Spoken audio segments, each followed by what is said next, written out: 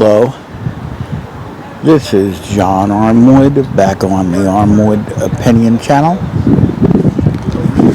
I haven't been on for quite a while because I've been a little disgusted, I should say a lot disgusted, with what's been going on in the United States politically. And I haven't even really wanted to talk about it. I'm sitting here eating some Southern custard here in Brookhaven, Georgia.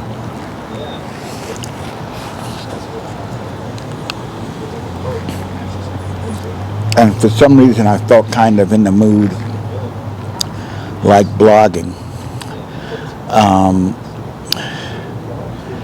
The Trump administration, in its second incarnation, has turned out to be a horrible, and I mean horrible, political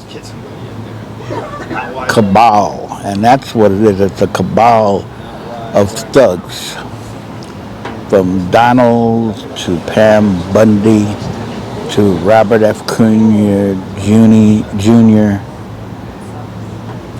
to the head of the FBI. I can't think of his name off the top of my head. I'm outside. I don't have any notes with me. But you know who I'm talking about. The whole crew. And their disrespect for the rule of law is the worst that we've seen probably since President Andrew Jackson. A lot of people like to say the worst ever because they really don't know American history. But we've had some pretty bad presidents in American history. You think of the gentleman who started the war with Mexico, where they stole the whole southwest of California from Mexico after they had stolen Texas. The Mexican cession was done under gunfire, the threat of killing. You know, the Marines think from the halls of Montezuma. That was the Mexican presidential palace. They took it. The Mexican cession was done under the threat of death. It was horrible. And now we have a president that is trying to unravel all of the political gains that were made during the civil rights movement. He's trying to unravel the Immigration Reform Act of 1965, the Civil Rights Act of 1964. All of these progressive pieces of legislation he's trying to unravel. And the Republicans, unfortunately, are going along with him. It's morally repugnant behavior. Remember, Trump is a 34-time convicted felon. Remember, what job would allow a 34 convicted felon to be able to work at? I'm sure where you work, no one could work there with that kind of criminal record. And yes, it's a criminal. These were felonies. I know none of the places I worked in my lifetime, I'm retired now, but none of the places I worked could have 34-time convicted felon work. But we have, unfortunately, a lot of backward people in the United States, largely motivated by hate and insecurity, who voted for Donald Trump. These are not good people. Unfortunately, America has always had its share of bad people. And the question for us becomes, what do we do about it? And we have a legislative election coming up next year. We have one senator from Georgia, a great senator, someone who I know personally, John Ossoff, who is running.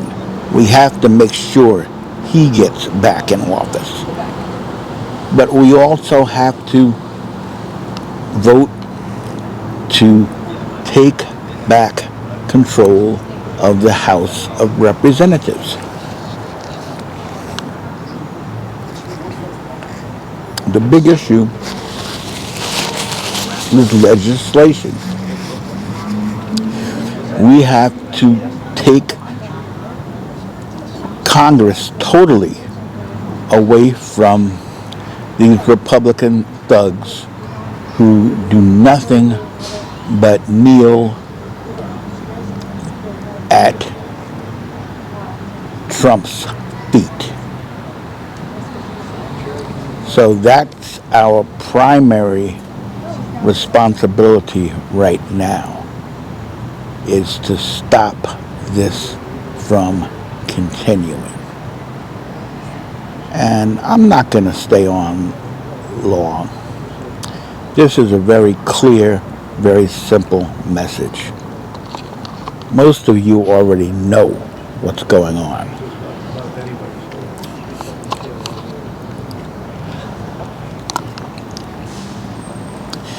You have people in office who are not qualified. Robert F. Kennedy Jr., a former heroin addict, a junkie in charge of health care, and who's doing away with all government policies that support vaccines like measles, and the measles count in the United States, a disease which had been eliminated, is now on the uptick. You have a real stupid woman, Pam Bondi, as Attorney General, a lawyer who was Trump's flunky, who went to a law school ranked 99th in the country. I would be embarrassed to have gone to a law school ranked more than 50th in the country. Where I went, Emory at the time was ranked 21.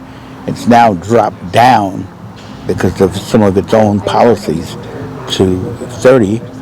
But she's a dummy. She's just a Trump flunky. And she'll do anything he wants.